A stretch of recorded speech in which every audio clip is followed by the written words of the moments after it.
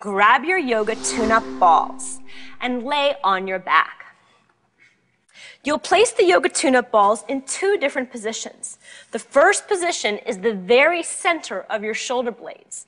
The second position is the bottom tip of your shoulder blades, which I call the psychic bra strap line. It's where your bra strap would stick to your back.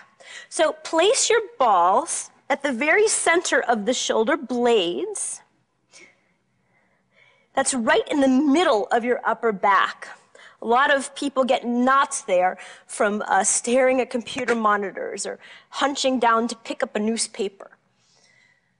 Once you find that position right in between your shoulder blades, reach your arms up. Inhale, separate your shoulder blades, reaching up towards the sky, and then exhale, draw the shoulder blades together, touching them against the balls. Inhale, inflate your upper back, and exhale, bring your shoulder blades back together.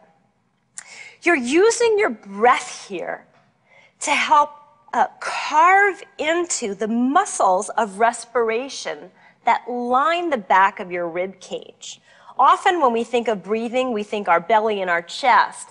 But you know, the muscles at the back of your body move too when you breathe, and they also help to create a better and better breather in your body.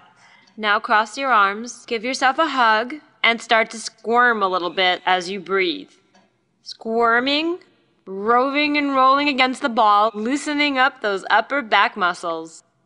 Good, and release. Track down so that you're at the bottom tip of your shoulder blades, bottom tips of the shoulder blades at that psychic bra strap line, and then open your arms out in a trident shape. Breathe into your chest and your back, fingertips pointing up. The trident is like a pitchfork. And then begin to rotate the pitchfork so that the fingertips point down. So now you're alternating the prongs of the pitchfork, down and up.